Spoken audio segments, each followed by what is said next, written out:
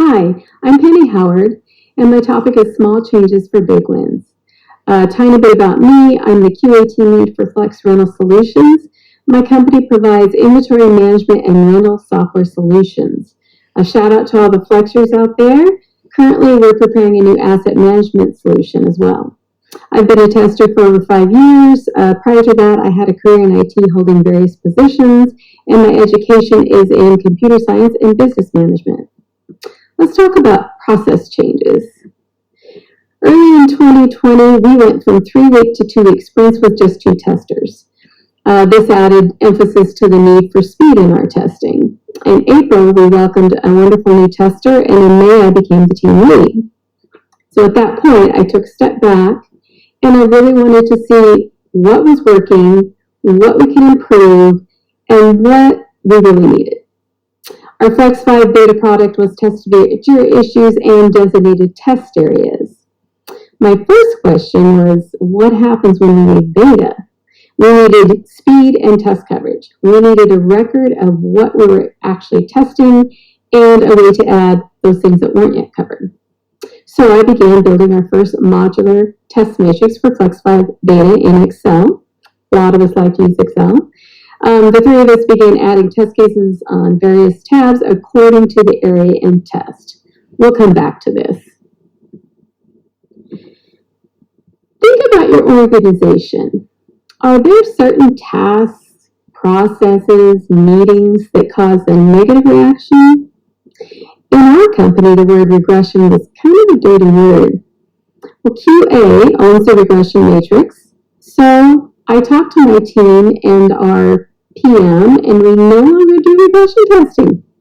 We do pre-release testing. It's a small change, but it was a good change for us. A change that our product manager made was to start closing Jira issues that needed a little bit more polishing in favor of opening new issues for the additional work. Our developers really preferred that to the Jira ping pong that happens. Are your coworkers excited for the daily Scrum meeting? Ours were not. After various discussions, we've narrowed Scrum meetings down to just twice a week. It doesn't feel as stale, there's a little bit less interruption, and it's working for us so far. Once I became the QA lead, I was part of some different conversations than I had been before. Now, I'm not afraid to speak up when there's an elephant in the room, that topic that nobody really wants to talk about, but it is just looming over you at the same time. When I see that happening, I open a can of worms. Of course, you need to stay sensitive and use a common sense approach. You ask rather than tell, be polite, all those things. But several of my coworkers have come and thanked me after the fact for those things. James Baldwin wrote, "Not everything that is faced can be changed, but nothing can be changed if it isn't faced." I like that quote. Now, remember the modular test matrix? In Jira, I started adding a task to complete test cases along with the issue for appropriate issues. That way, they'd be complete along with the issue. This was new for our team. It hadn't been done for us before. Another thing we did is we've modified Jira to include a components field. Now, this component field correlates really closely to the different areas of the modular pre-release test matrix that I set up for Flex 5. Those components help me identify primaries for exploratory testing. They help me when I'm looking at the test matrix that I'm preparing for the specific version, and they also will assist us in identifying trends over time. Now, that being said, our technical debt is also growing. I don't really have enough time to discuss our automated test endeavors today, but sometimes we just have to take baby steps, and that's what we do.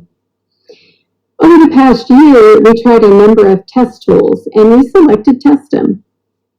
We automated a group of our key end-to-end tests from our Flex 5 test matrix, and so we're slowly increasing our test coverage and shortening the time it takes for pre-release testing. You could also consider taking your appeal to upper management can ask for another tester. In summary, if you change nothing, then nothing will change.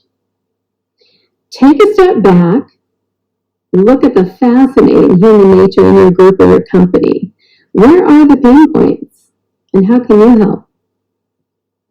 Look at your overall test coverage. What can you do to add, improve, or even delete tests? Is your issue tracking system working for you? Does it need some tweaks? What improvements are within your reach? Perhaps you need to open a can of worms. Thank you.